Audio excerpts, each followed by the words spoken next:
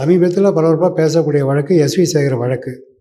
பெண் பத்திரிகையாளர் தரக்குறைவாக விமர்சித்தார் அப்படிங்கிறனால அந்த வழக்கு தொடரப்பட்டு சென்னை உயர்நீதிமன்றம் தீர்ப்பு அவர் மீது தொடரப்பட்ட வழக்கை உறுதி செஞ்சுருக்கு தீர்ப்பை.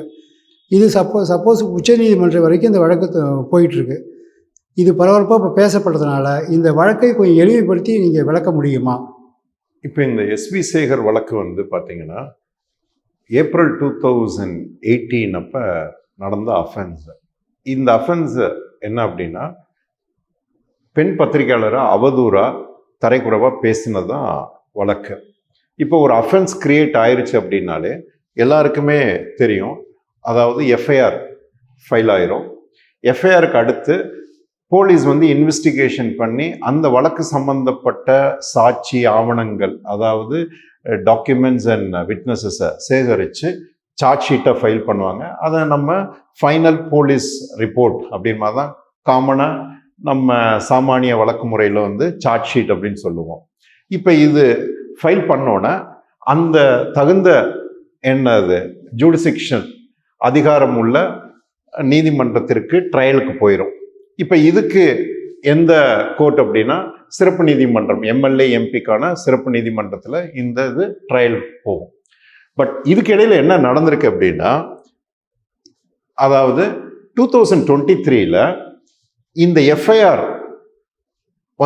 ரத்து பண்ணணும் அப்படின்ட்டு உயர்நீதிமன்றத்திற்கு எஸ்வி சேகர் போறாரு. அப்ப இந்த எஃப்ஐஆரை ரத்து பண்ணுங்க, இது முகாந்தரமே இல்லை அப்படிங்கிறது அவருடைய வாதம். ஆனா உயர்நீதிமன்றம், உச்சநீதிமன்றம், ஹைகோர்ட் என்ன சொல்லுது அப்படின்னா, இல்லை நீங்க வெல் எஜுகேட்டட் பர்சன், உங்களுக்கு எல்லாமே தெரியும், இது சொன்னால் இதோடைய பின் விளைவுகள் எல்லாம் தெரிஞ்சுதான் நீங்கள் சொல்லியிருக்கீங்க, அதனால் நீங்கள் இதில் முகாந்தரம் இருக்குது, வழக்க சந்திங்க, எஃப்ஐஆரை ரத்து பண்ண முடியாது அப்படின்னு சொல்லிருச்சு. ஸோ வழக்கு ட்ரையலுக்கு எங்கள் சிறப்பு நீதிமன்றத்திற்கு விசாரணைக்கு போய் தீர்ப்பு பிப்ரவரி 2024 அந்த சிறப்பு நீதிமன்றம் தண்டனை கொடுத்துருச்சு. என்ன தண்டனைன்னா 1 month இம்ப்ரிசன்மெண்ட், சிம்பிள் இம்ப்ரிசன்மெண்ட், 1 மாத சிறை தண்டனை கொடுத்துருச்சு.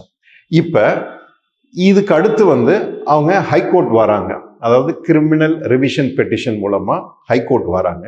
ஹைகோர்ட் விசாரிச்சுட்டு என்ன சொல்றாங்க, ஜனவரி 2025, அது ஜனவரி 2, 2025 அதாவது இந்த சிறப்பு நீதிமன்றம் கொடுத்த தண்டனை சரிதான், அதுல சீராய்வு பண்றதுக்கு ஒண்ணுமே இல்லை, அது கரெக்ட் தான் கொடுத்துட்டு உறுதி செஞ்சுட்டு நீங்க வேணா மேல்முறையீடு போங்க. எது? உச்சநீதிமன்றம், சுப்ரீம் கோர்ட்டுக்கு மேல்முறையீடு போங்க. அதுக்கான கால அவகாசம் 90 நாள் இருக்கு. அது வரைக்கும் இந்த தண்டனையை ரத்து பண்ணி வைக்கிறோம். அதாவது ரத்துங்கிறது சஸ்பெண்ட் பண்ணி வைக்கிறோம், அதை நிறுத்தி வைக்கிறோம். நீங்க அங்க மேல்முறையீடு போய் அந்த சுப்ரீம் கோர்ட் உறுதி செஞ்சிச்சுன்னா அந்த வழக்கை அவங்க என்ன முடிவு பண்றாங்களோ முடிவு பண்ணட்டும் அப்படிங்கிறத இன்னைக்குள்ள ஸ்டேஜ். ஸோ இன்னைக்கு உள்ள நிலைமையில சுப்ரீம் கோர்ட்டுக்கு போயிருக்கு. ஸோ என்ன எதிர்பார்க்குறோம் அப்படின்னா, எஸ்வி சேகர் உச்ச நீதிமன்றத்திற்கு மேல்முறையீடு போவார் அப்படிங்கிறத எதிர்பார்க்குறோம். இதுதான் இன்னைய வரைக்கும் இந்த வழக்கு சம்பந்தப்பட்ட டைம்லைன்.